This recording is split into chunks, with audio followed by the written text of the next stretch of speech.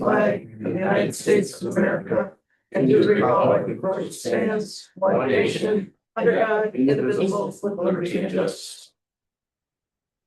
All right. Thank you all for coming.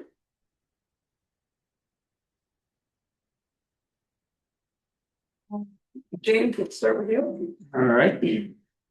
This month here, we have a couple for the moment of silence. We have Claudia Ingersoll Brownguard. She was 97 and she was from Delphi Falls. Lady. We also have Esther Miller, who used to be a teacher at the Fabius Pompey schools. There were two given to me. I believe last month we did Paul Ross. And that's what I had. So if we just have a quick moment of silence and prayer for their families.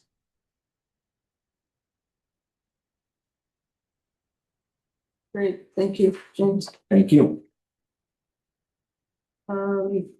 Accountants report, Jim Pompo's not here tonight. I do have his report from it. I think everybody's got a copy. Thank you. So we need to make a motion to accept the monthly supervisor's report for July. Okay, I'll make a motion, we accept the monthly supervisor's report for the month of July. Second. Any discussion? All in favor? Aye. Any opposed? Okay. And then, from the back of it is the, bank statements. So we need a motion to accept the bank reconciliations on the supervisor's account. I'll make a motion to approve the bank reconciliations for the supervisor's account. Second. Any discussion? All in favor? Aye. Aye. Okay, great, thank you. Clerk report, Ask for the board acceptance of the July 9th, 2026 regular meeting minutes. Motion to accept the meeting minutes from July. I'll second it. any discussion? All in favor? Aye. Ask for acceptance of bank reconciliation for July 2026 for the town clerk and tax collector. I'll make a motion to approve the bank reconciliation reports for July 2026 for the town clerk and tax collector. I'll second Any discussion? All in favor, say aye. it. Aye. Aye. Can you hand that back to Alma, please? Yes, sure.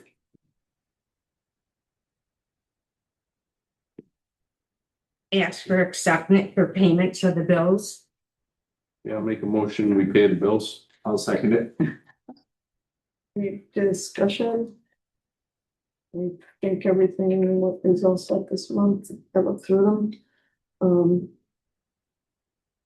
All in favor? Aye. Aye. Any opposed? Great. Code officer report. Looks like we had another busy month, 17 permits and 11 completions. Good. I get a motion to, I'll make a motion to approve the code officer's report. A second. any discussion? All in favor? Aye. Aye. Any opposed? No. Okay, highway supervisor. Yes, we just got done with the cold in place recycling of 2 miles on Orange Gulf Road. And we will be chip sealing that soon, talk about chip sealing, probably by the end of the month. Stay with for a while. Yes. We've been cleaning around, trimmed and weed whacked around all the town of Pompey signs and Hamlet signs, also replacing a lot of the no parking signs on all the roads that enter the town. I don't know if anybody noticed it, but they're pretty well faded and you can't really read them. So we've been slowly replacing those.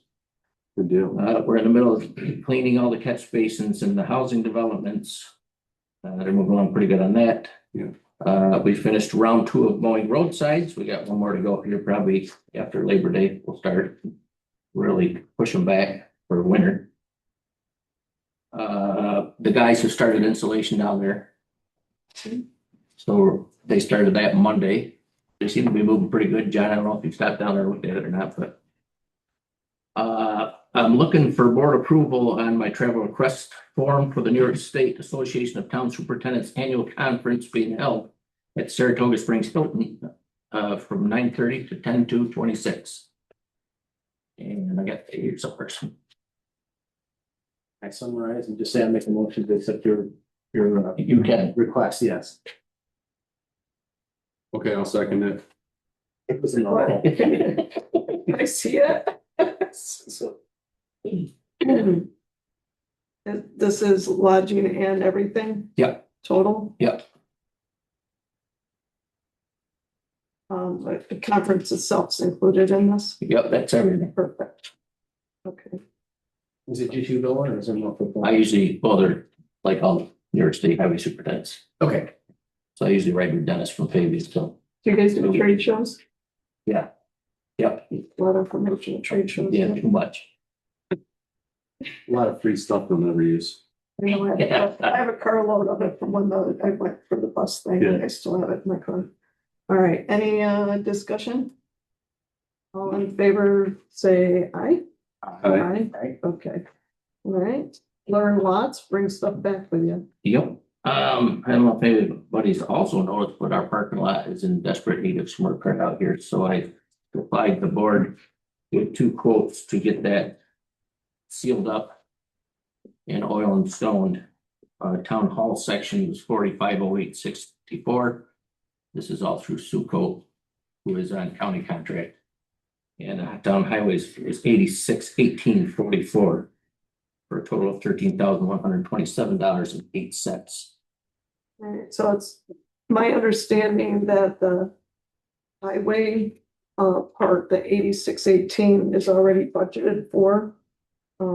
We're asking to include the other 450864 so that the whole parking lot instead of piecemealing it down the road. This was not budgeted for, so we would have to make a motion to pay this out of our current budget. Contingency. Any discussion on this? Yeah, no, I think it's a good idea to do it all at once and you have same people doing the same job. So it'll be the same product, it'll look the same, Yeah. it'll all be Done at once. done correctly. And be all right, I assume you're gonna oversee the project management of this. Yeah, they'll come and do the 2 miles more in golf. And then we'll come here and do this afterwards, as long as it gets approved. James? There's no indications that we're, on our budget wise, we're not already deficit or anything. Well, Jim's not here, but at the last meeting told us that we're doing pretty good. And we did get, not that I want to spend it, we've got more tax money in than we anticipated, so I think we're okay, but he's not here to ask. So, what do you- Yeah, I mean, the amount isn't that big, I think. No, And doing it at it's one not time 48,000, if it was Right. 48,000, we'd be having a different Right. discussion. So I'm generally in favor of it, I just wanted to. my only question is, there's only a source. We not. Well, there's a big So contract there's no requirement to get 3 bids. and they're already doing the work down the road, which is why Right. I think you have a good question. I'll make a motion that we talk to Jim and spend the money as long as we have the budget available, which I believe we do. Anybody second? I'll second it. Any more discussion? Just how long, if we do that, how long can we delay in the year before they can do the work successfully? Like, if we don't decide until September, does that push them out of the window? Yeah, you need some good heat to met that stone. Yes, that's what I'm saying. If we delay it, is it gonna put it? Well, Well, I mean, I mean, that's the plan is to do it. yeah, I think Jim will be back Saturday, I think. I believe he's on vacation, Yeah. so. Yeah, I didn't know if we were gonna wait till September. Yeah. No. I mean, honestly, I would assume that we're gonna move forward. I just want to double check. Yeah, and I think we already has the highway portion already scheduled. Not yet. Oh, okay, just the same time they do it, want to go for. Yep. You keep getting pushed back because of rain first. Right. That's hit and miss lately. Yeah. Any more discussion? Mhm. All right, so I had a motion by Dave. Was there a second? James, I think. Shane seconded. All right, all in favor? Alright, I, Aye. Any opposed? Okay. All right. There you go, Pierre. Thank you. Okay. On my list, master plan grant update. We did get the, contract from the county for the $120,000. I'm having the, law office review the contract before I sign it, but it looks like it's coming through for the full 120,000, so we'll be able to get started on our master plan updates. The highway garage NYSERDA grant, BR, you just, said they started the work, Yep. right? Started on Monday. Okay, so that money's come through and the installation's already getting put in. Yep. All right. Yeah. Can I just say one thing? Sure. I just want to thank John Sheen again for making sure that we were able to get the grant and work with the contractor, oversee it as he has seen time or has the time to oversee it. And I think it was definitely needed. I'm glad we were able to pull it together for the town. So thanks to John. John does a lot.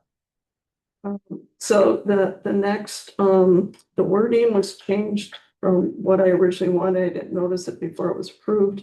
I said that we were going to discuss how to move forward with the vacancy of the town clerk position. So that's next up on the list. I don't know that I'm comfortable appointing tonight. I've talked to a few of you and you can feel free to pipe up. It's my understanding that all the duties of the town clerk go to the deputy clerk on a temporary basis. And that we can revisit this either next month unless you guys have more to add. Just, I don't know if you guys know, I've been dealing with a lot. I still have some research I'm trying to do. I've got some messages out to the Association of Towns. I'm waiting for some responses about the proper way of what we need to do, can do, and so on and so forth. I don't know. Anybody got anything to add? Well, it sounds like we're gonna wait till September to make a decision as to what to do. But Well, these are, there's four of us here. Yeah, okay. It's not, So- that's just what I'm feeling. yeah, I guess, at least in my opinion, if we delay another month until we get all the facts in order, we should at least compensate Alma at the rate that Nikki was getting compensated. Which for is the what- extra work she's doing. Which is So, what we yeah, did with okay. Mr. Henry when Yeah, he Yeah, did the, yeah, so I think that's appropriate, Ken. That definitely should be the case. right? Yeah. Any other thoughts on this? I mean, so just in total transparency, Diana has been working through a lot personally. So she asked me to look into a lot of this information with respect to the clerk and speaking with the Association of Towns. I spoke with Dave Capriotti's office, and it sounds to me like it seems pretty clear that the deputy takes over for the town clerk when the town clerk resigns, which was at the end of the month. And so Alma automatically takes over the responsibilities. The question of appointing, in my mind, I don't think there's a lot to really discuss. Alma's been carrying the town for a long time. She's been there when Nikki was unable to be there for various reasons. Yes. She understands how the town operates.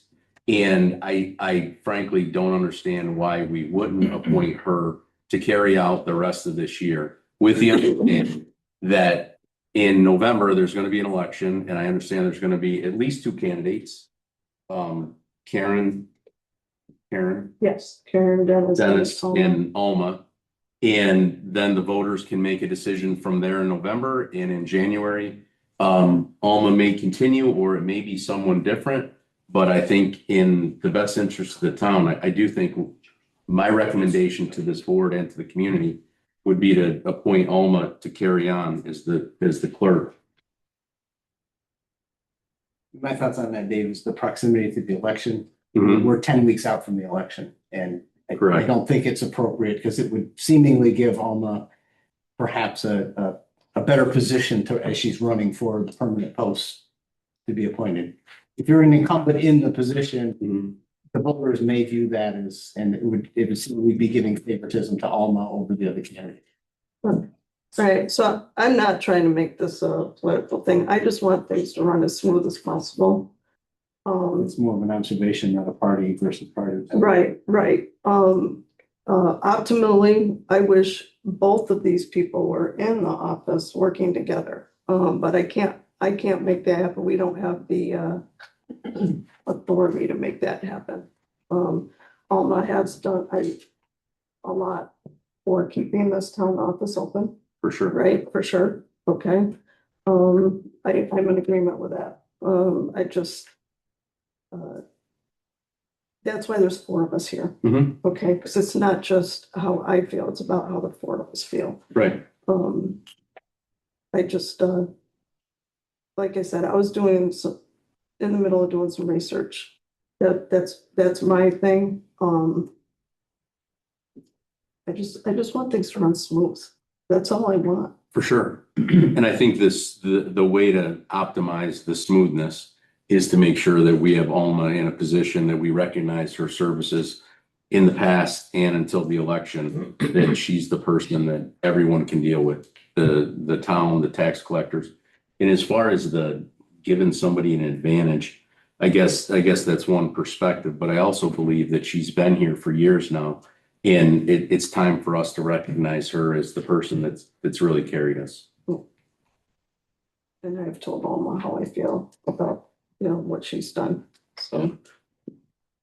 All right, so with that being said, we need to make a decision on if we're going to appoint or wait a month. James have a chance to weigh James, in? I'm fine with what, these new guys that you give me have two very good candidates coming and going, and if there's hesitation, you guys wanna wait a month to get more research, Well- I'm fine with that. I'm very neutral on this whole yeah, thing. We need it to run smoothly, so. and it doesn't make sense to bring somebody different in as town clerk right now, only to have the upheaval and then have an election and then have an upheaval again. It doesn't make any sense. So Right. I just want things to run Yeah, smooth. and my point is, I'm gonna make a motion that we appoint Alma to be the town clerk, to continue the continuity and the smoothness from now till the end of December. And then January 1, the results will be able to be implemented and let the voters determine it in November. Or at the November board meeting?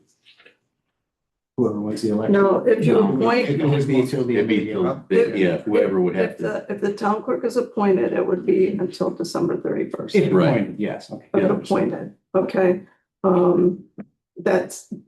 that would be a given. Okay, All right, so, it's not like we can appoint somebody and then just change it when the election happens Mhm. if it goes another way. Okay, Right. But I also agree with you, Phil, that I do think that she should be compensated in accordance with what Nikki was being Correct. compensated, which is why I would like to just formalize it which is why I made the motion. So there's a motion on the floor. well, I would need a second.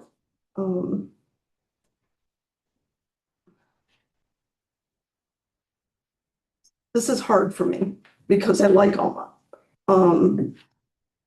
I just had so many questions that, no,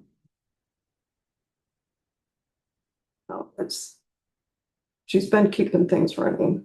Could you speak up a little? You keep dropping your. Oh, I'm sorry, I think my voice is going, I apologize.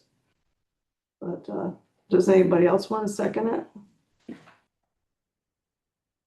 Or without a second, then we're gonna have to table it until, we can come up with a majority of us that feel the same way. It has to be a three of us have to agree on this. entertain a different motion. Yeah. And do we need a motion just to compensate Alma at the same rate? Is that again? So right now Dave's motion's on the floor, but doesn't have a second, then it doesn't go anywhere. Anybody else can make any kind of a motion besides.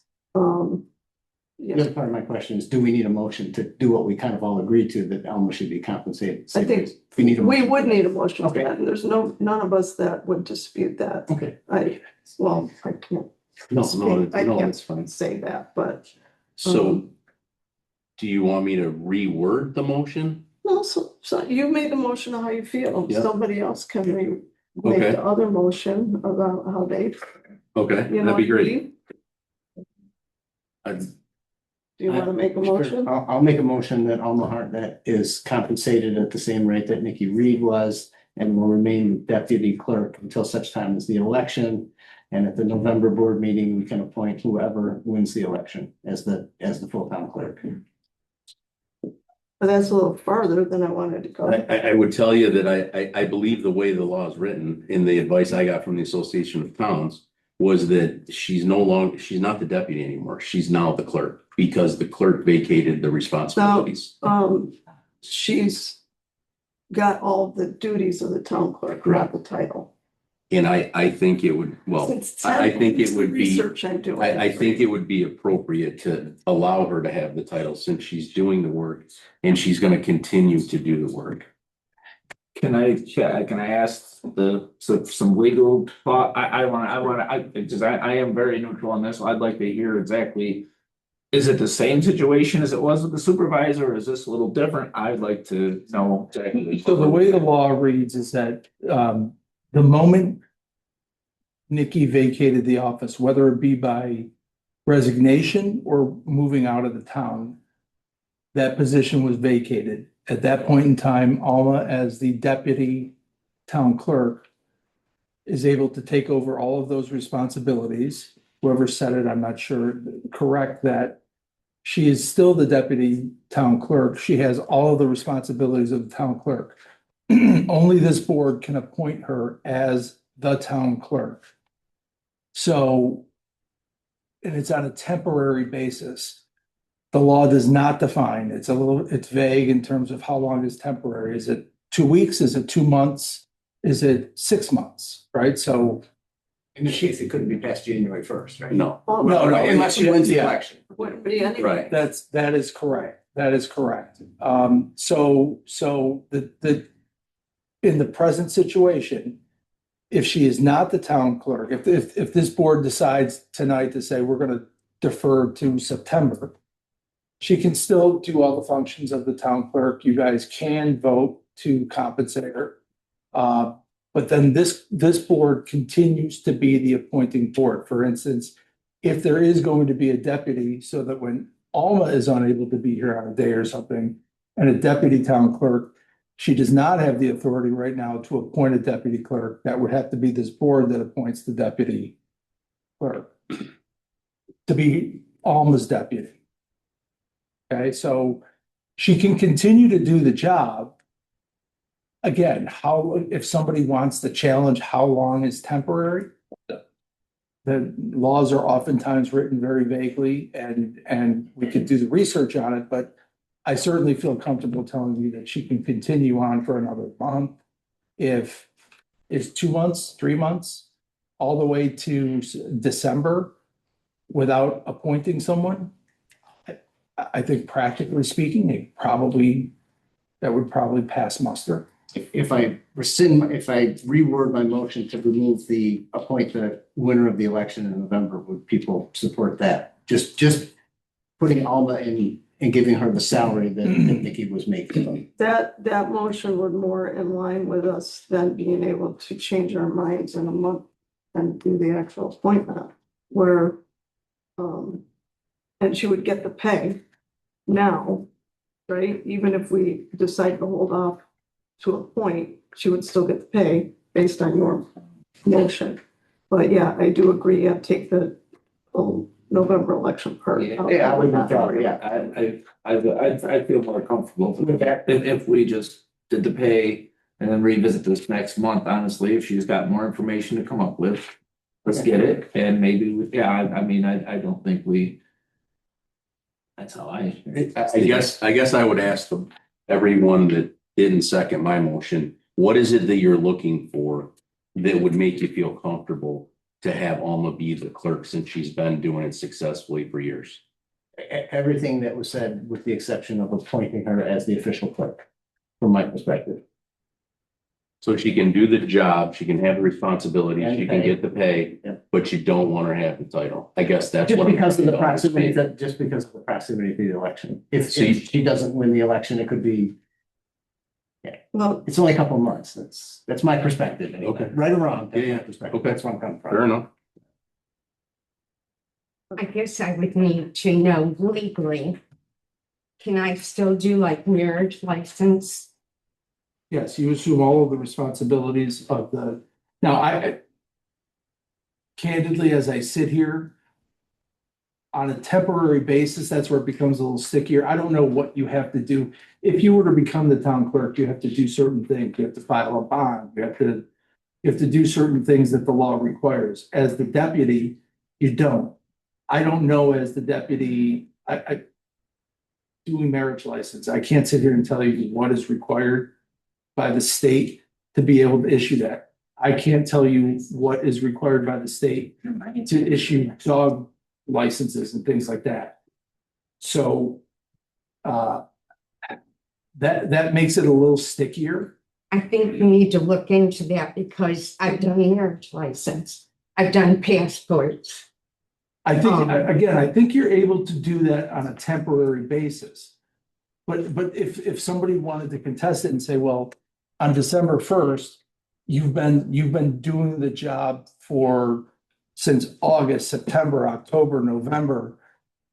And haven't done what you're quote unquote supposed to do if you were actually the town clerk. I think that starts to get a little bit questionable. I would like to know for sure because well, I'm legally so if doing you, stuff. so if you've already been doing them, then we didn't have to answer the question before you were already doing them. So, I think what the issue becomes is that if she's doing them today, I don't think anyone could rightfully argue on August 11th or what are we, August 11th, 11 days. when in. Nikki resigned on July 31st, right, that 11 days, 12 days is not temporary. The question becomes, is 4 months temporary? Is 5 months temporary? It's a matter of degree. no, I'm not comfortable dragging. There's something just holding me, that's. That's what I'm trying to understand. You're dragging out the discussion or dragging out the time period. Just, I don't know, they're just, So, that's why there's. well, I know that because I've talked to you guys and you guys, I knew you guys, where you guys stood in this, and that's why I haven't. I've told you guys I was staying neutral and Right, figured out there's no reason to have a 2-2 vote. And I'm fine with, let's get the rest of your information you want. You've had lots going on with your husband, and everything else. Yeah, Let's get another month isn't gonna kill anything. but this is important too. So I'm, unless you guys want to change your things, then I'll sit here, but Can I reword my motion to Yeah, remove it? So I'd like to make a motion that Alma Hartnett continue as the deputy clerk, getting the full pay compensation that the former town clerk made, but not to be promoted to the title of town clerk. I think that was the same thing without the time frame. As you know, Diana, we talked about this, the tax bills are gonna come. Alma Hartnett, town clerk. yep. We had to make that decision fast. Yeah, I was gonna actually talk to you about this, another, clerk told me that it didn't necessarily have to have a name on it, but that's here nor there, they're gonna come that way. All right,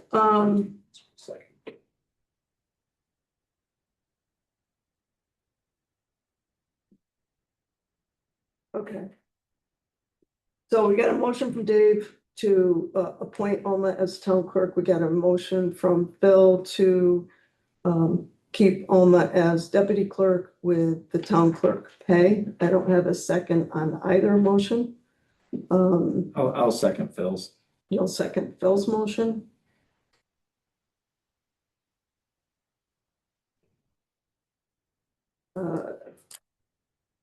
Any further discussion? Yeah, I'm gonna circle back. I mean, I like the idea of compensating her for what she's doing, which I think is more than fair.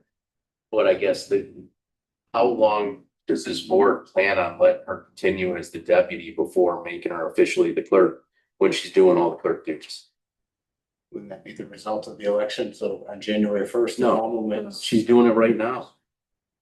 Yeah, she's doing most of the jobs that she can do. There's some things that she can't, that whoever comes in is not gonna be able to. So I see your point also. Mhm. I do. I do.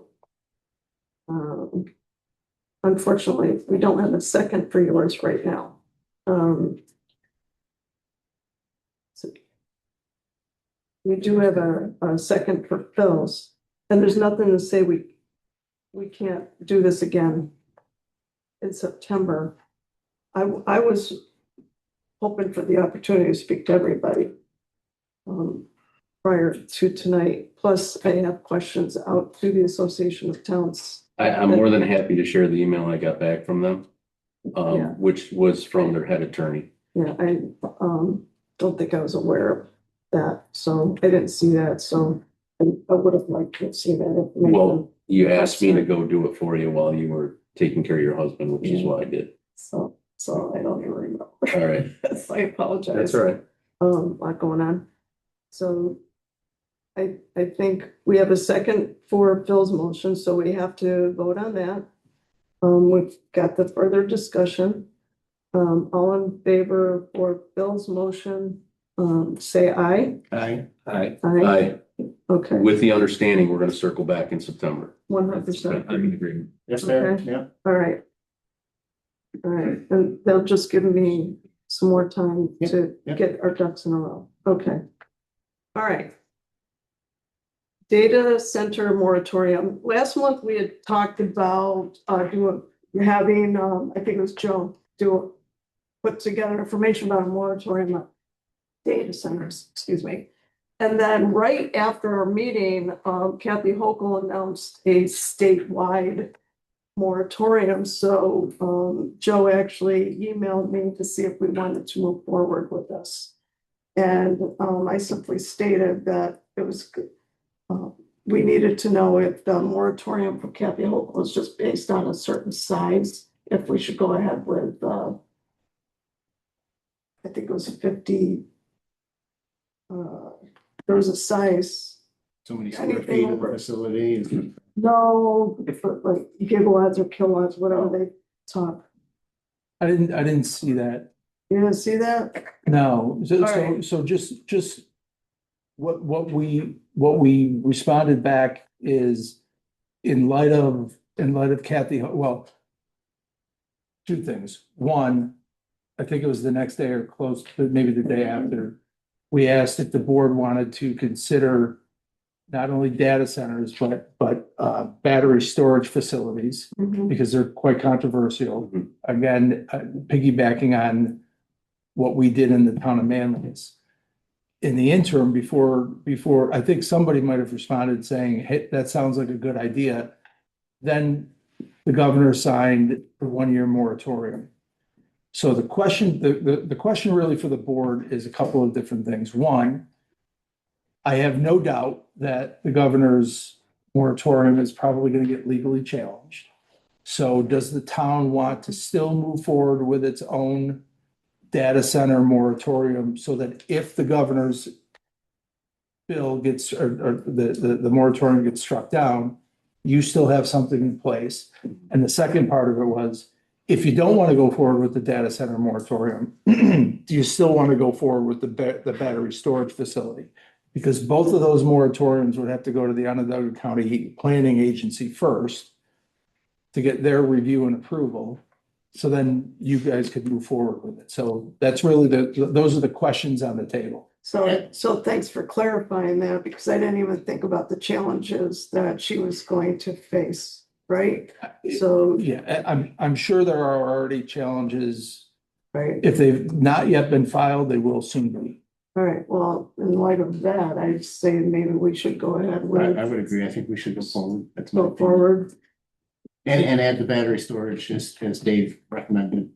Is that what the board, I just want to have clear instructions as to what you want You me to do. guys have any, opinions on this? I think it's a great idea. I James? think we'd be silly not to move forward with that. So we're moving forward with both of them, is that what Right. you're thinking? Right. Did we need a public hearing on that, Dave?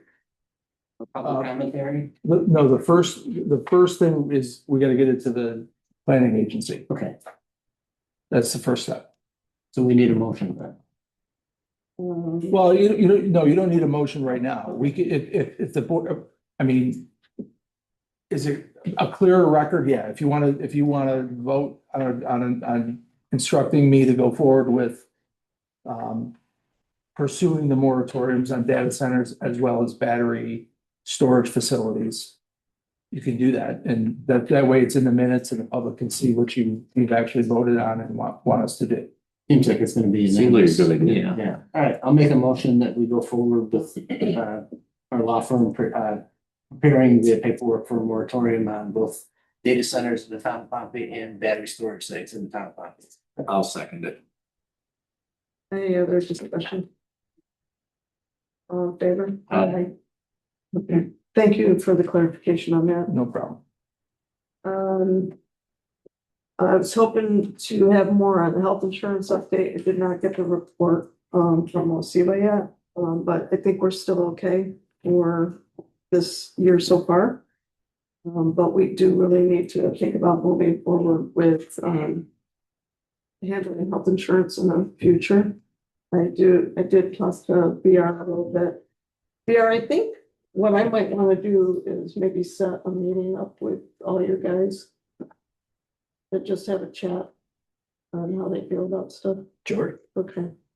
All right, so I really don't have any further update on the health insurance. Budget workshops, Jim sent out the budget requests to everybody. And he's asked to have them returned by September 7th. So we have to make sure we do that. There's a couple things we need to talk about first. And then we gotta start making plans to come up with dates for workshops and stuff like that. It seems like every year we're like behind the eight ball. So it'd be nice to get on top of that.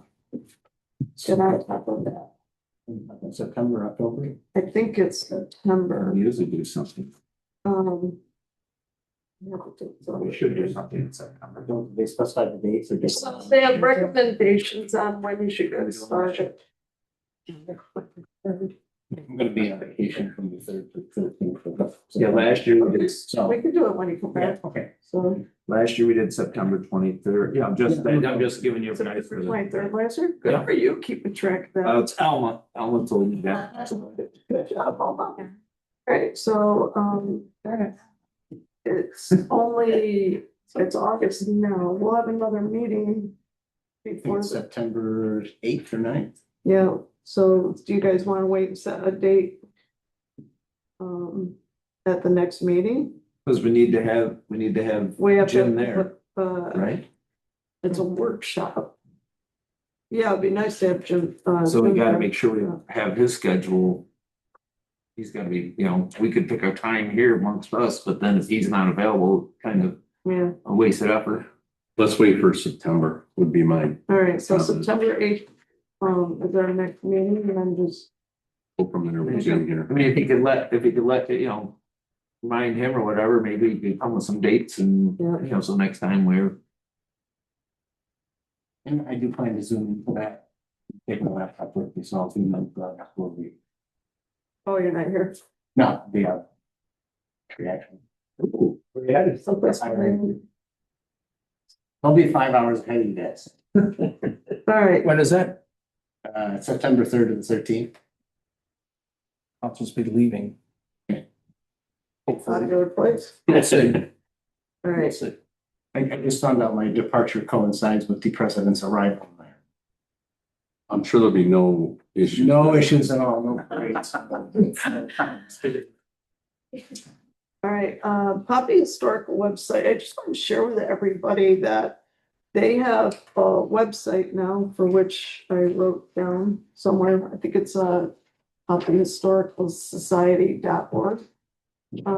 And they've really done a good job. They have a newsletter up there. It's got links that you can go to different places, like it shows you all the soldiers that from here, and it was very interesting. So I just wanted to share that. All right. I'll give them I'll pump their tires a little bit. They do a terrific job. Once a month, they have a big historical meeting, and they bring in a speaker, and they've had a speaker for the last few months that was in George Washington's army, so to speak. He was from Binghamton, drove up and gave perspectives. Honestly, you learn a ton, and they always rotate. Bill Light did a presentation one month. I think this month I saw on the board is the 15th, August 15th, and they're gonna something about something about Heritage Hill, the history dances of Heritage Hill. It's on the billboard out in front of their office, but it's really great. Honestly, even if you're not a history buff, you learn a ton about the town. They're a very active group. They're very, and them presentations are very good. I've been to a couple of them. It's extremely educational, very good. And entertaining. All right, town councilors report. We're gonna start with James today. James has been looking into the CAS pool for us, regarding the swim program. All right, yeah, as we all know, we used our swim program used to be done through the CAS College at the pool up there. And when that closed down, we lost that ability and there was nothing going on. Now there's a new independent owners of it, and I talked to Adam O'Neill was the owner's name. Had a very nice meeting with him. He gave me a full tour of the place, which I had seen before, but they've got it set up very nicely. They call it the Wildcat Athletic Center. And it's basically, he's turned the place into a kind of a rec center, almost like what a Y would be. They got exercise things and swimming things. We got the gym there. They're doing lots of stuff. And they are looking to do stuff with towns and schools to make keep the place busy and used and make a little more money off of it as far as to make it pay for doing itself. And they, like, right now, he told me that Morrisville is currently using it and CAS was. I got the gist of the deal is they would charge towns, they got basically the rate is designed to just cover their expenses. They are not looking to make any profit on it. And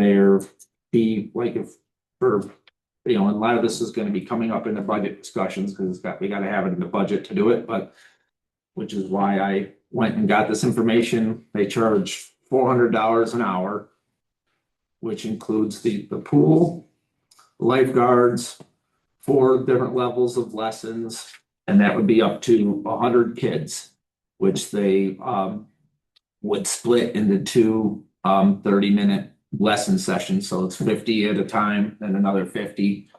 And they're trying to do hour blocks for different, towns or schools or whatever else. So that's the gist of it, which would be in the neighborhood. Like, for example, if we were to do a block, it would be about $8,000 to do 100 kids swimming lessons, which, and that was them taking care of everything all week, and that's 4 weeks, 5 days a week, which I think is actually, that's the gist of the lessons. They have several blocks available. They will, when in the budget, if we were to approve it at the budget and do it, they would, the blocks are filled on a first come, first served basis for next year. So obviously if we did it, we'd get the choice of whatever times were there. You pick one, that's the time that our town would have. And for me, of course, I've always liked the swim program. I've always been a proponent of it. We used to do it ourselves and it used to cost us in the neighborhood of 20-some thousand dollars to man it ourselves and run it and pay for the pool. So I was pretty excited to hear that for that kind of a rate, you could get 100 kids swim lessons at an indoor pool very well. So for me, it was very promising and I'm hoping that we can fit it in the budget to do something with them. So that's my report on it. They're excited about, getting the towns, the local towns and even schools. They're reaching out So to schools. right now we're with Tully and it's 50 kids, right? Yep, right now we spent what, well, it was, $100 a kid for, Yeah. it was 55. actually they went up. Yeah, it was like 5,500 to do 50 kids Yeah. at Tully. So this would get, you could do 100 kids for the 8,000 with. I think it's a extremely good deal considering it's in a pool. You're not affected by if it's rainy or weather or anything else. So whatever, I've got his card and told him we'd bring it up at budget and I would touch base with him when we had ourselves a budget approved. Or paying with whatever. I'm very happy you're taking point in trying to put this together if it works. So this is for summer of 2027. Yes, They're done for this year. Yeah, well, they were, when I was there, they were currently, Morrisville currently has swimming lessons going on there right now. They're well into their. They're looking and we're looking at next, because this year's is over anyways. We're looking into next year's and that's what this discussion was for, is to see what we could do for next year, because they have, in the way they run the places, they have some open swim times, like for their members and their community things, do swimming, and then they have blocks that they're trying to use it at towns or schools. And when you say lessons, that would include the cost of the instructor. Yes, yep, I assume that, but I just want to make yeah, sure. there'd be 4 different levels, from, a very beginner up to your, basically up to where you're just about, where you could qualify to become lifeguards. If you pass the test to become lifeguards, that, they have different levels.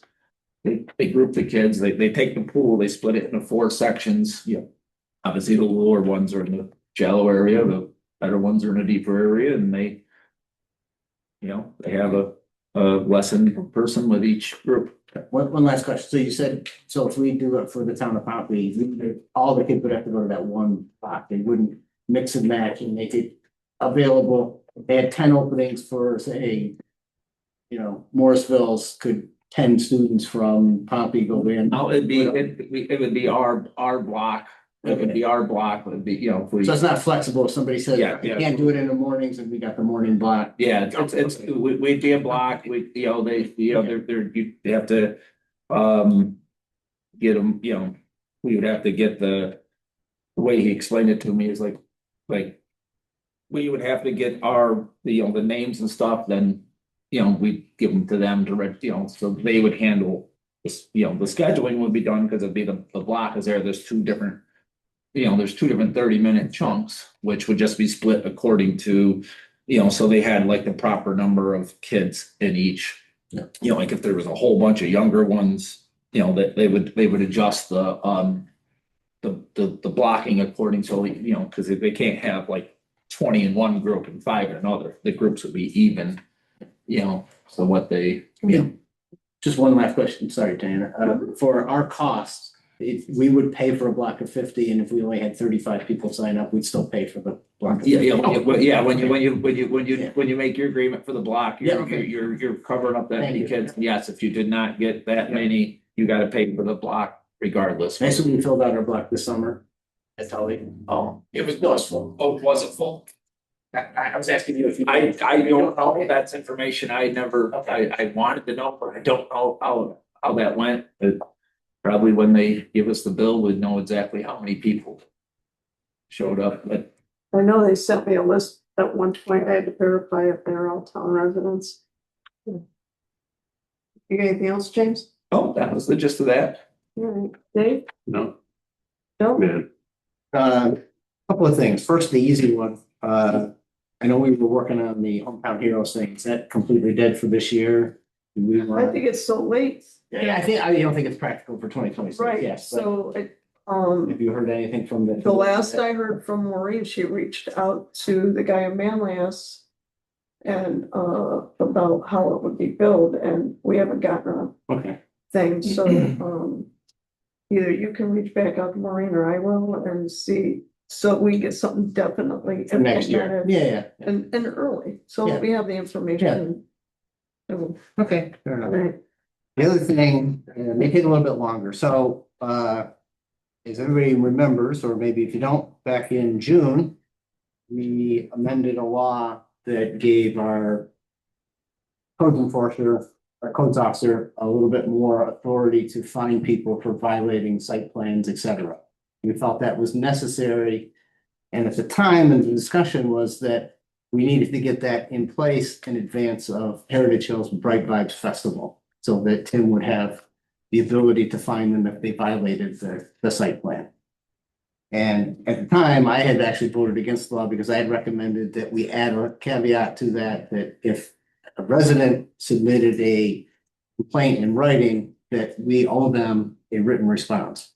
And now the rest of the board didn't go along with it, and that was why I voted against it. So we still have that. I still think we should go back and revisit that, because the Bright Vibes Festival did happen. I've received copies of complaints that several citizens of the town have filed. And I was fairly disappointed in the response that Tim didn't, our codes enforcer did not respond. Our attorneys responded. And essentially what was said was that we think this is a neighbor on neighbor issue. And despite potential code violations or site violations, we are not going to enforce this, which I find problematic, that we're telling the citizens of the town that if we have site plans that are approved and we have laws on the books, that we're going to selectively enforce different ones for different people. And so the well-heeled and the well-connected in the town basically have no rules, and everybody else can be subject to it. As we heard at the last meeting, there was a farm stand that our codes enforcement officer visited because they were selling vegetables that were not grown in Pompey. So the inconsistency of applying the codes in the town, I think, is a problem.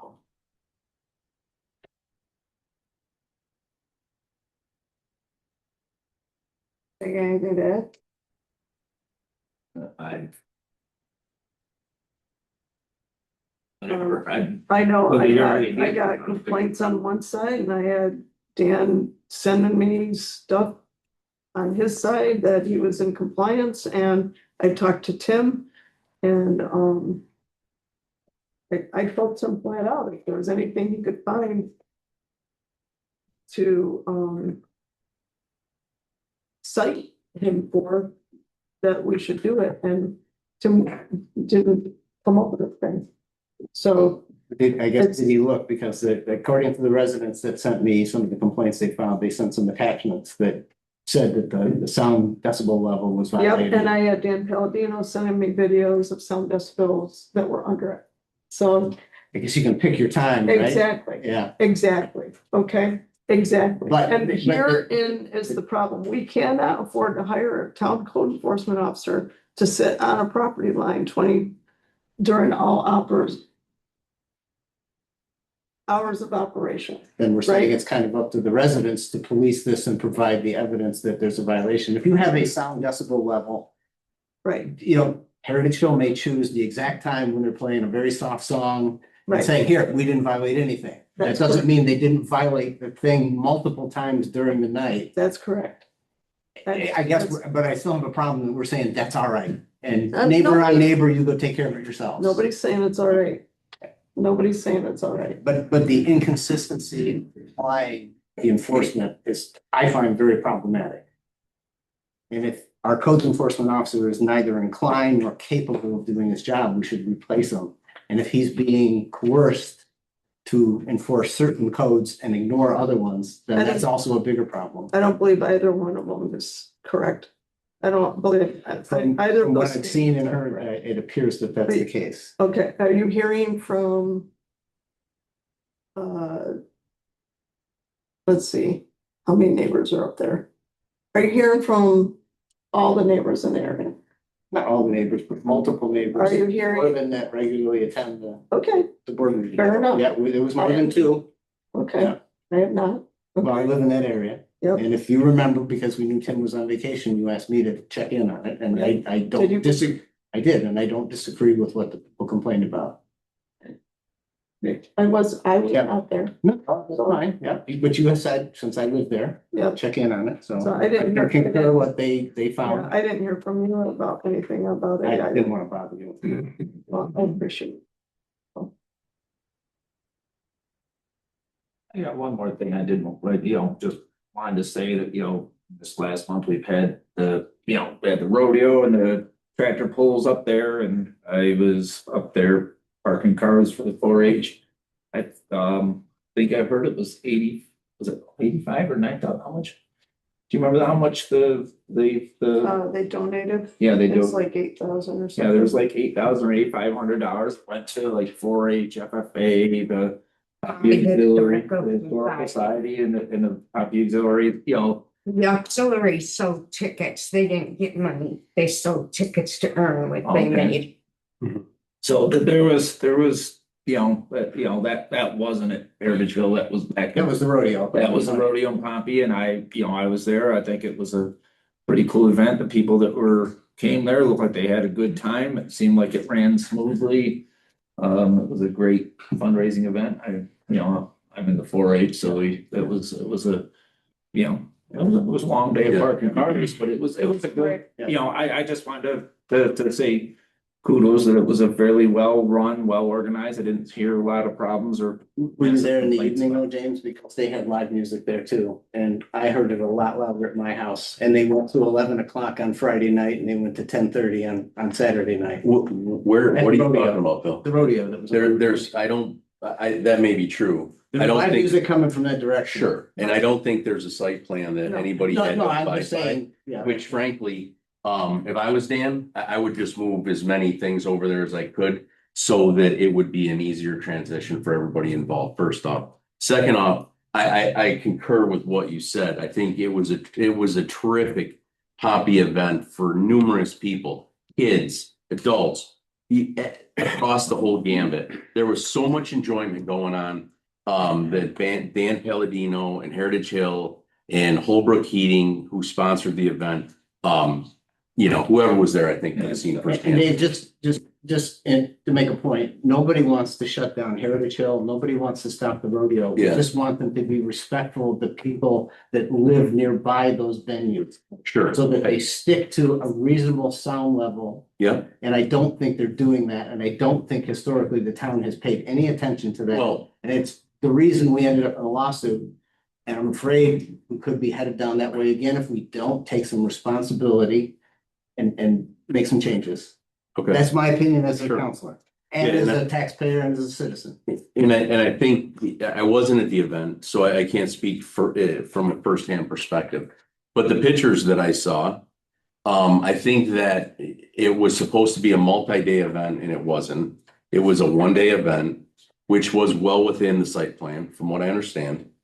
And The the bright Bright lights, yeah, lights. but it was one day. It was one day. No, there was music walking And- up the hill. on Sure there the second was, day. sure there was, but it was, from my understanding, and again, I wasn't there, but it was It was camping. the normal, what's that? There was camping on site. Okay, but the site plan called for, they could have an event. And they had the event according to the site plan, from what I understand. And furthermore, I think there was I think there was concerns that were raised that I heard about people that were gonna be everywhere and there was gonna be a lot of traffic and the numbers and all kinds of other things in addition to the sound concern that you guys brought up.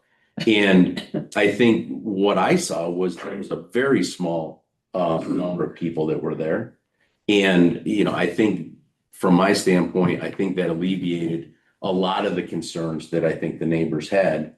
And I can't speak for them and I can't speak for you, but there was a very small, it was a small event.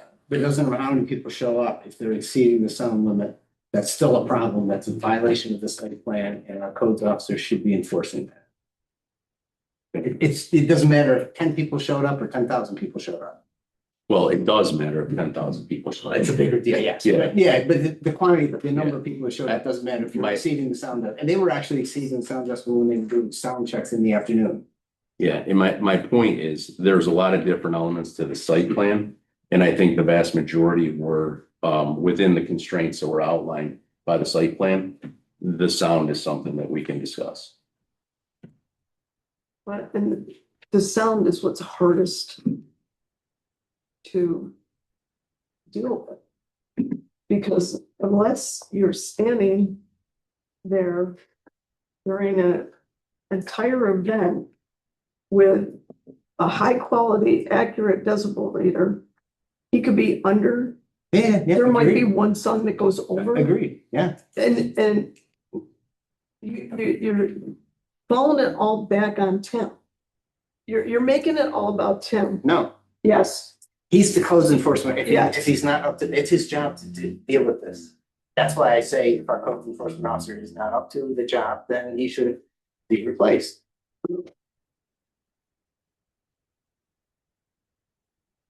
well, thank you. All right, any other councilors got anything? All right, so we'll go into public comments. So it's a 3-minute limit. You have to sign up, stand up, address the board only, and. Anyone else wants to sign up, we're gonna bring it over to you. Dave, Yes. put my name on Judy Davis. Yep. Yep.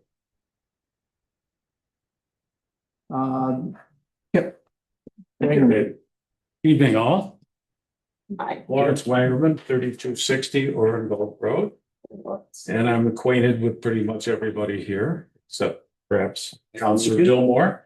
Actually, there was one thing on my mind, now there's two. This discussion about Heritage Hill, I would just say, since the issue of politics, once again, is come up here in the discussion, that certain members of this board ran on a promise to be voices for all. And I don't, that's not what I'm hearing from all these counselors. It sounds like at least one of you is the voice just for neighbors of Heritage Hill. Second item on my mind, which is actually the first one. There's two things in this room tonight again, an echo and an elephant. And it's based on what this board has done to kick the can down the road once more about filling a vacancy that's been created. In this case, the town clerk. The echo is, we don't want to do this because it'll give someone a political advantage. Well, at least this time around, that's been clearly stated as the reason. Which brings us to the elephant in the room. Who are you supporting? I mean, what happened the last time is you didn't want to give anybody a political advantage by appointing Tom Henry as town supervisor to even run for the position, but a member of this board did. Was that the political issue? I mean, we got members of two different parties here. I think Dave's made it pretty clear that he supports Alma. Mhm. Who are you two supporting? Councilors Dillmore and Carpenter? You're a different party, you're Democrats. Will you be transparent about that? Who we vote for in November is our personal belief. That may be, but who are you supporting in that election? Same answer. That's hardly what I would call transparency, but that's what I expected. I don't think any citizen is expected to disclose who they vote for. That is a private matter, a personal matter among citizens who they vote for. Aren't you a member of a party that's supporting a different candidate? All right. I mean, So did you go to that meeting? Did you We- vote for that we don't- candidate? we don't technically have to respond, but I'm gonna say something here. Yeah, Okay, please. anybody that knows me, and you don't know me from Adam, I support whoever's right for, I don't care if a Republican or a Democrat or a Green Party or whatever supports whoever. I vote for whoever I feel is the best candidate for the job. All right, so to say just because I belong to a party means that I totally support one certain person, that isn't fair. Okay, because you don't know how I process who I elect and who I do not elect. So I take offense to the accusation that it's politically motivated, because I vote cross party lines when I need to. Okay, so that's not a fair statement, so. Okay, well, Anyway, that brings the other thank you. point up, though. It's clear from what Dave has said, this board is creating legal problems for this town, which could hurt us financially by not having a town clerk. Bonding is one, the ability to appoint a deputy. Those are just a few. I mean, you're asking Dave to come up with an opinion. There's bound to be more issues. You yourself have hinted at them. And if politics is standing in the way, it's a bad way to govern. Thank you. John, Chief?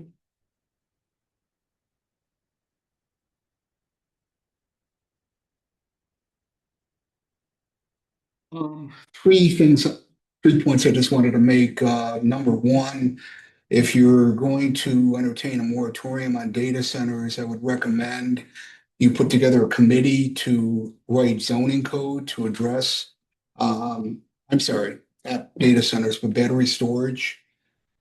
The data center thing, I understand. Battery storage needs to be addressed, in my opinion, and I know the ECC has talked about it, but I don't know what's going on currently. If there's going to be a moratorium, again, recommend that a committee be put together to put together regulation. Secondly, I just wanted to mention, as I have in planning board meetings, Tim Bear is doing a great job.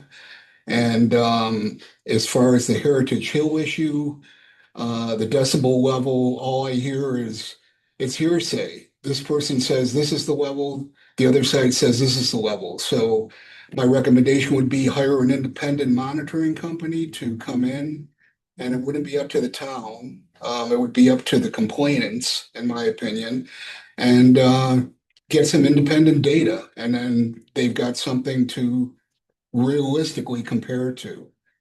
And third item, without getting into a scrapple, I tend to agree with Kip that this whole thing with Alma seems to be politically motivated, and I think it really needs to be addressed before the end of the year. If there's going to truly be a decision next month, I really think that ought to happen.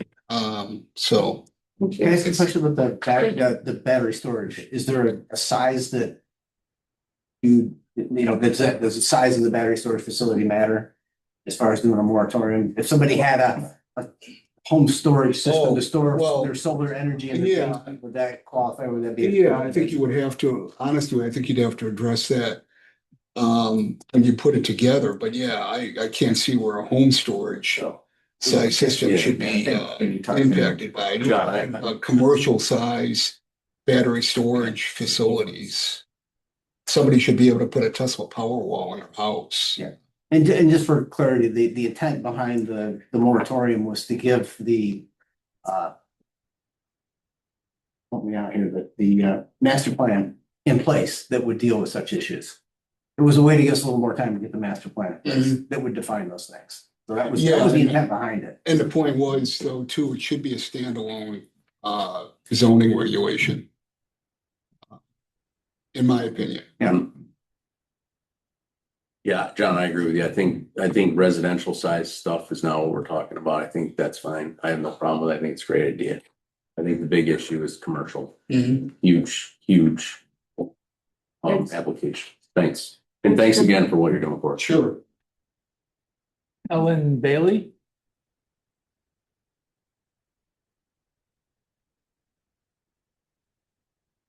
Hi, Helen Bailey, and 2671 Ridge Road.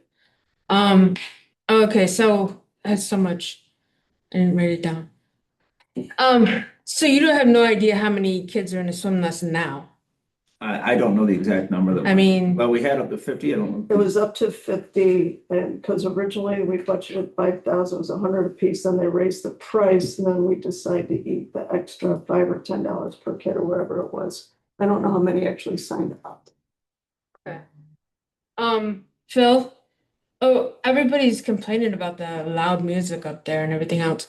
Why don't people start like planting like trees, like something around their property to hold the sound back?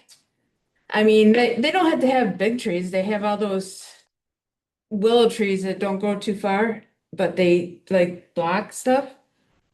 And they could block some of the noise so they stop complaining. Um, the battery storage stuff. Um, that is a big thing with the firehouse, with the fire department.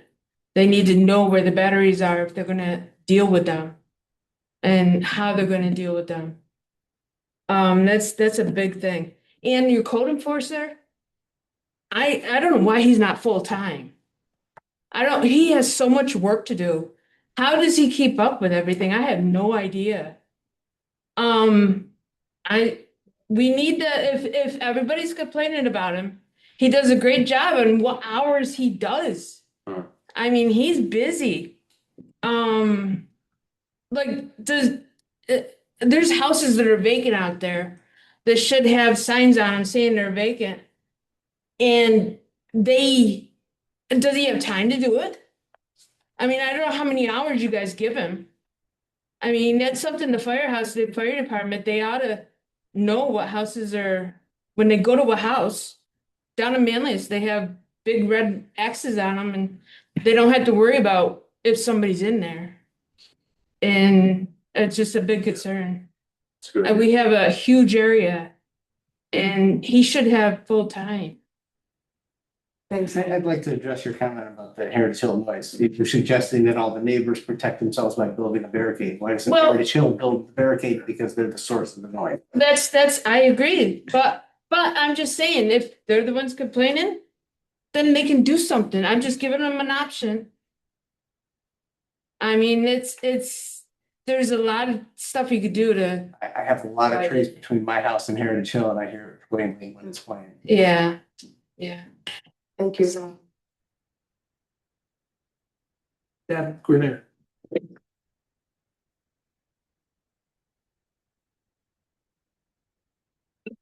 That's not for you. I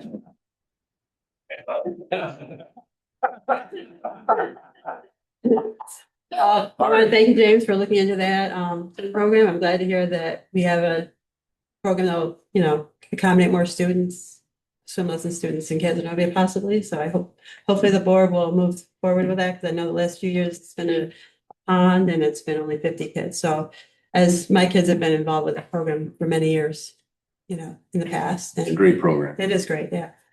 So, anyway, as far as, the town clerk position, I'm just asking everyone to consider who the best qualified person might be. That person can do all the jobs of a town clerk that Nikki did, notary, dog license, marriage license, passport, if they're, accomplished in that and they have a lot of experience in that. To be honest, I was there a couple of weeks ago getting a passport for my son. And Nikki was still there, because I wanted to make sure, there was someone experienced to do it. And Alma was helping, she was doing it, Nikki was instructing her.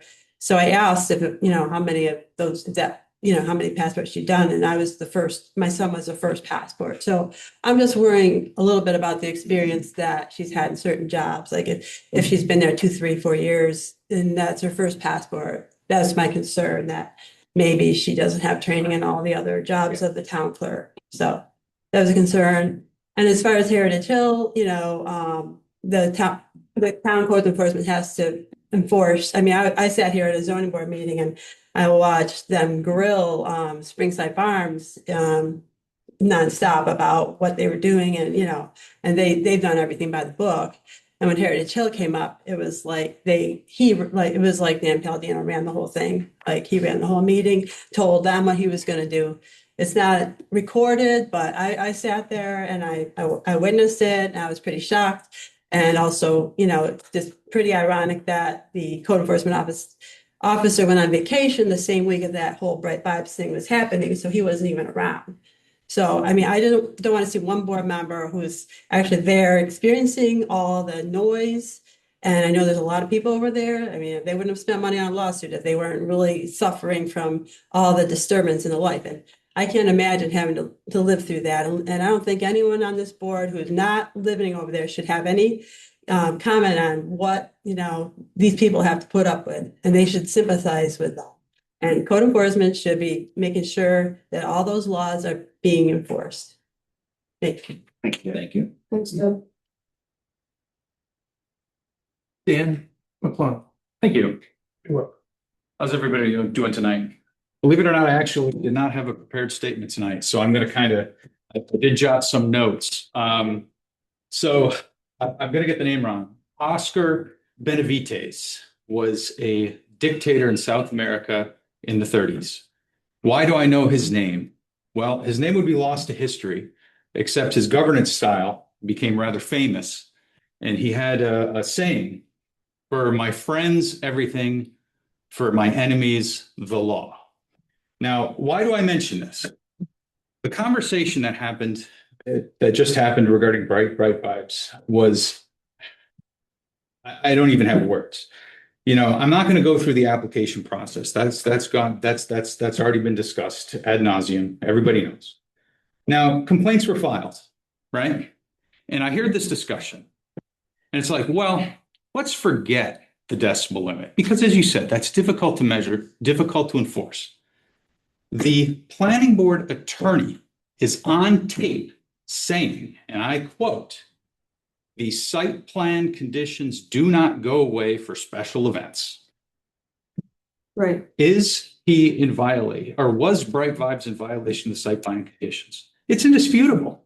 And if you say that forget the music level, there are the application itself, there's pictures, there's videos, there's social media posts, there's advertising, and there's 100 witnesses. If this is not a site plan violation that can be enforced, nothing is. So for my friends, everything. So I filed a ZBA appeal. Okay. And our town attorney here wrote a lovely resolution with some legal chicanery. And he said, well, the issue was the application was dated at such and such a date, but the determination was March 4th. The appeal clearly refers to the application because it says the application did not include a payment was the first item. So to say that this was not timely is problematic. Now, you never pulled the March 4th determination, did you? Because I did, and it was filed April 8th. So the appeal, even if it was referring to the written determination, was absolutely timely. So, I just wanted to set the record straight there. So this falls under the "for my enemies of the law," right? Here we are. We have two, and it's been pointed out, two different applications, Springside Farms versus Heritage Hill. Very, very different handling of these. So, what I'm seeing is there's two classes of people in the town of Pompey these days. There are those that are above the law and those that suffer under it. So am I angry? I wouldn't lie if I said I wasn't, right? I find this very frustrating, but I'm also disappointed. And disappointed is actually not really the right word. I'd say I'm more disgusted, because here we are sitting here. Okay, I'm going to finish up here. I'm going to skip to the end. So I always like to finish any talk I give with an ask, right? So my ask is, at the beginning of every meeting, we say the Pledge of Allegiance, right? Think about the last three words, justice for all, because in Pompey, it feels like that's dead. Thank you. Thanks, Dan. Thank you.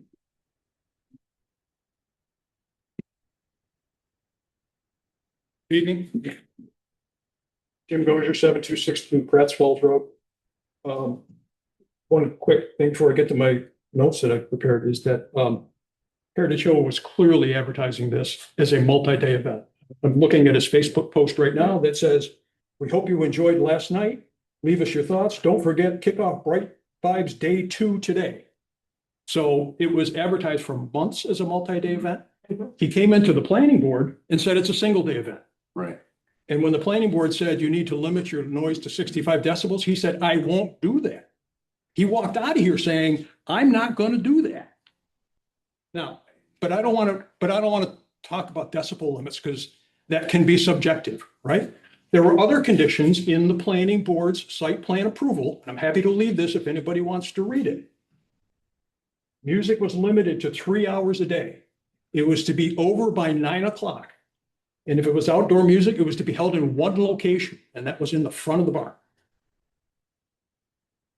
Those are the rules. He broke every one of those rules. He was advertising, the Facebook post I just referenced, advertising music until 9:30. It went actually till 10, which isn't the first time. Dave, the exchange you and I had about a prior complaint that I filed with Tim was based on that the music's going till 10 o'clock, right? Never got a response to that complaint in October of last year. And I know you brought that up at last month's meeting, Dave, suggesting that perhaps I didn't like the answer. I didn't get that answer. I did not get an answer. Well, you got an answer. It just. I did not get an answer. Wasn't in detail and it didn't really address your concern. The only correspondence I got from Mr. Barrett, and if you have something different, I'd love to see it, is received, period, nothing. And again, if you have something different, I'd love to see I it. said in my email response back here, we talked to you today. So again, openly advertising 4.5, 5 hours of music every day until 9:30 on a stage that hadn't been approved. So he never had any intention of complying with the site plan. But then comes the unbelievable. When the adjoining owners, who these protections were put into place to protect, like these limitations were put in to protect the neighbors. When they file a complaint based on these objective violations, not the noise, but the hours, the stage. And remember, we had to rush through a new local law in June to give Tim more power to enforce site plan regulations, right? Did he investigate the complaints? Did he talk to the complainants? Did he ask for proof of the violations? No. He had the town attorney write a letter saying it's not a viable codes case. If that's not a viable codes case, I don't know what is. And even if it was, the town will not be involving itself. And think about that for a second. If this is a viable case, the town's not getting involved. We're not enforcing the law. I know that your time is up. Can I ask one question? Yes. So I was told that he had to do Bright Vibes the same way it was 2 years ago. Previous year. And because I asked about that stage that was in the field, Mhm. and I was told that that stage was there 2 years ago, and that's why it was, as far as the Do stage. you want the recording from the town attorney telling Palladino that those conditions apply? Because that recording is available. I mean, I'm sorry, but Oh, no, I'm not arguing with him. I'm saying, I'm I was- offering to provide that. The decibel thing, whatever, the stage part, because I did inquire with Tim about this stuff, because I have been advocating, believe it or not, it doesn't sound like it, but I have been. And that stage, I was told, was there 2 years ago, and he could have an event identical too.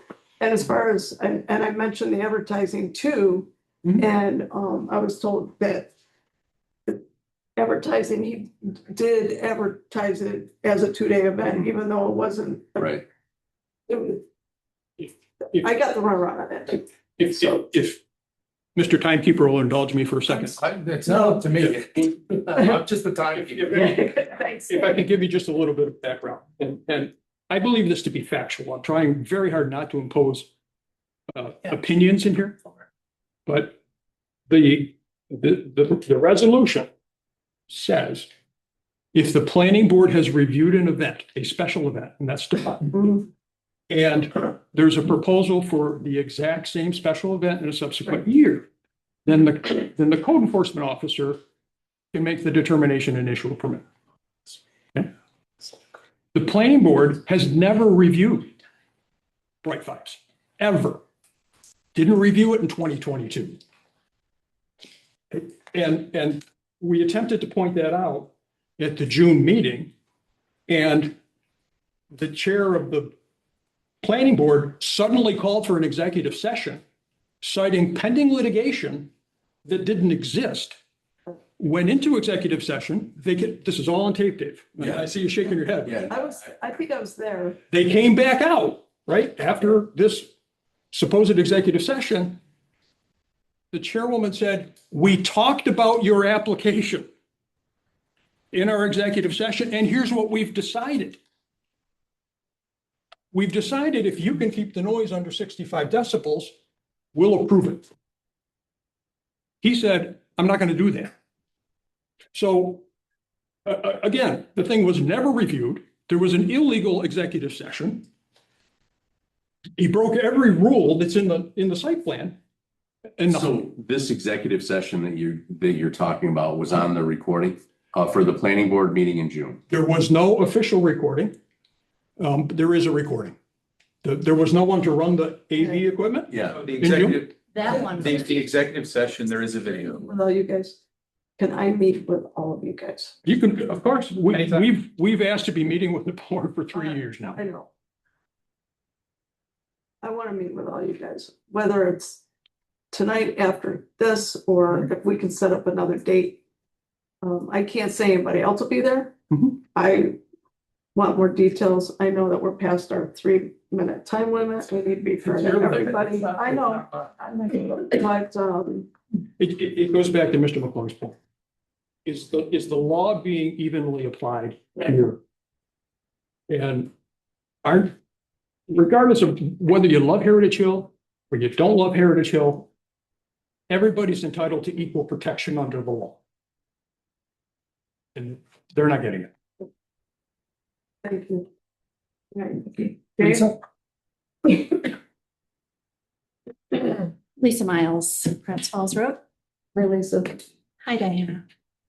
Good to hear your husband's. thank you so much. I am one of the residents that lives near Heritage Hill. I am one of the taxpayers who filed a complaint. My complaint had 3 components, 2 of which had nothing to do with decibel level. It had to do with our town codes and what the site plan approval says. There were clear violations. My complaint has the evidence. I did not hear back from Tim Barrett other than to say, I got your, as I always ask for confirmation. Yes, I got your paperwork. You'll hear back from me in a couple days. What I got instead was a letter from the town attorney.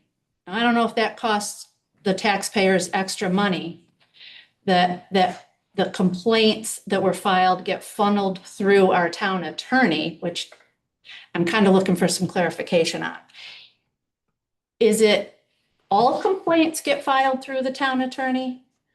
Only complaints that are against Heritage Hill, or only complaints that I file? I don't submit those, so I don't know the answer. I don't have the answer for you. None of idea. none of that stuff came through. Right. us, so. But I think it's something you need to think about because it goes to Jim's point, equal protection under the law. If every complaint that gets to Tim Barrett goes to the town attorney for some reason, I think we have the right to know that. If it doesn't, I'd like to know why mine do, or why only those against Heritage Hill do. Thanks, Lisa. Diane, if you'd like, I can respond really quickly. Sure. Tim Barrett, as I've said before, is the sole determiner of whether a violation of a code occurs. The lawyers do not make that decision. If a code enforcement officer has a question, he consults. That is true whether it is Heritage Hill, whether it is Springside, whether it is whatever happens in the town. If the code enforcement officer has a question, my time's up. If